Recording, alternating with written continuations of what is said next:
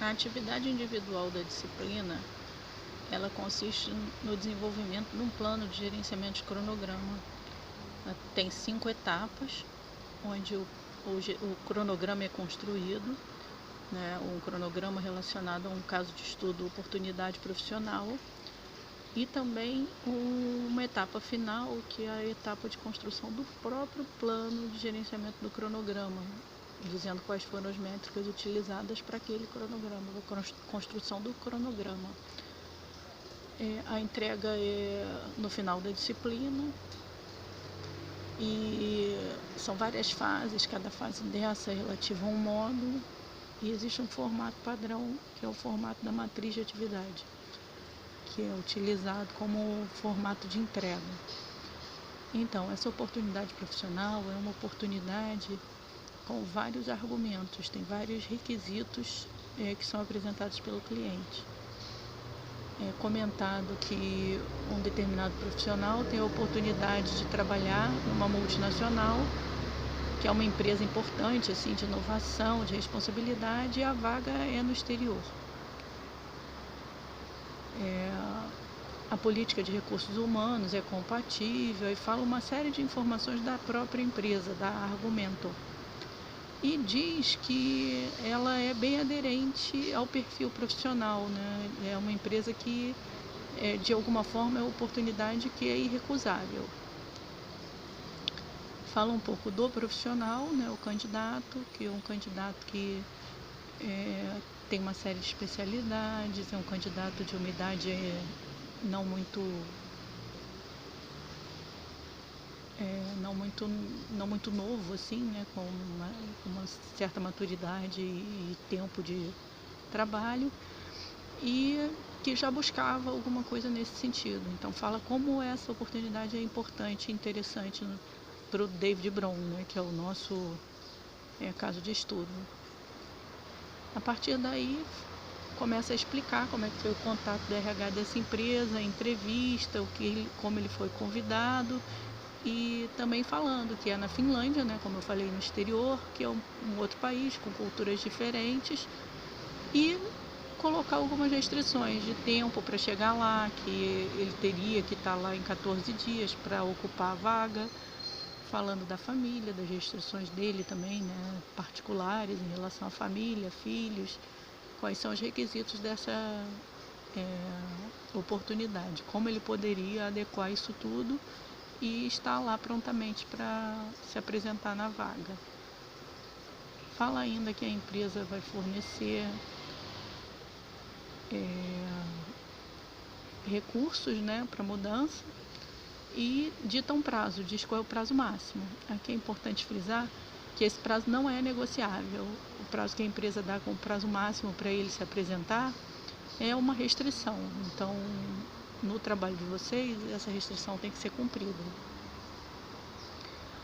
Fala da atividade profissional da esposa, dos objetivos ou das possibilidades em relação à carreira dela, e a ida. Sobre a sogra, que aí a gente coloca nessa atividade como um desafio. Vocês podem fazer para ter um exercício um pouco mais robusto, mas não incluindo também já tem os requisitos, assim, de alguma forma já cumpre todo o conhecimento do curso.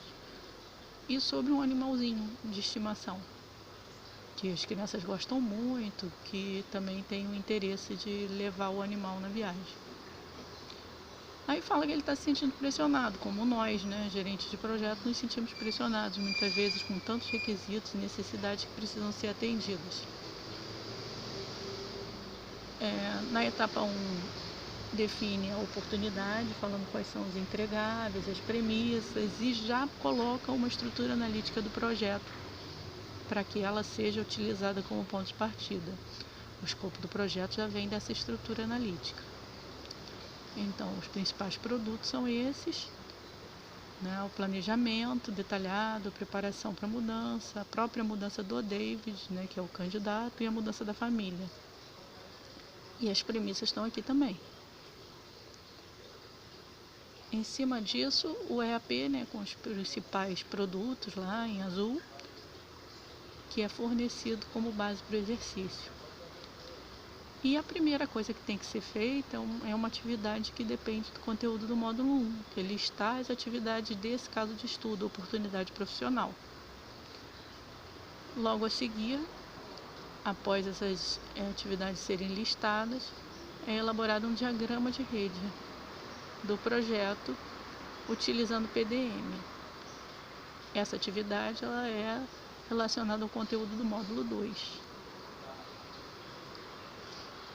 No módulo 4, na atividade etapa 3, ela utiliza conteúdo do módulo 4, que é toda a parte de estimativa de duração das atividades. Então, essa estimativa é feita com o método PERT, calculando o desvio padrão. Nesse caso, é importante frisar que o cálculo não é feito com arredondamento. O cálculo é um cálculo utilizando as duas casas decimais, porque senão o cálculo fica aproximado e os resultados não são exatos em relação à folga e à duração total do projeto. Outra coisa é que a duração mais provável não é a mediana entre a otimista e a pessimista, né? Está aqui como uma dica nessa tela.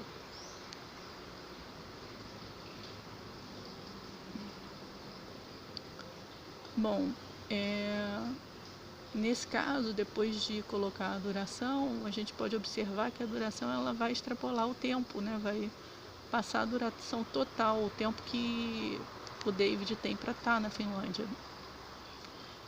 Nesse caso, vai ser necessário utilizar as técnicas, né? Então, a gente chega numa etapa do trabalho que é importante utilizar as técnicas de fast tracking e crashing e recalcular depois de novo o desvio padrão para ver se está de acordo.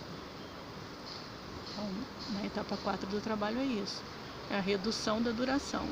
Uma vez que se listou as atividades, sequenciou, gerou o diagrama de rede e identificou ou estimou a duração de cada atividade, ela ultrapassa o tempo total do projeto máximo, né, uma restrição de tempo do projeto, e é necessária a utilização das técnicas de redução da duração. E na etapa 5 e última, existe um preenchimento do plano de gerenciamento do cronograma, que é um item lá, seria o finalzinho do modelo matriz de atividade individual. Essa atividade ela é entregue no formato nome da disciplina, nome do aluno. E é isso que eu tinha para falar para vocês nesse momento. Isso é uma revisão, na verdade, daquilo que foi dito na primeira aula, que está gravado lá para gente. Um abraço.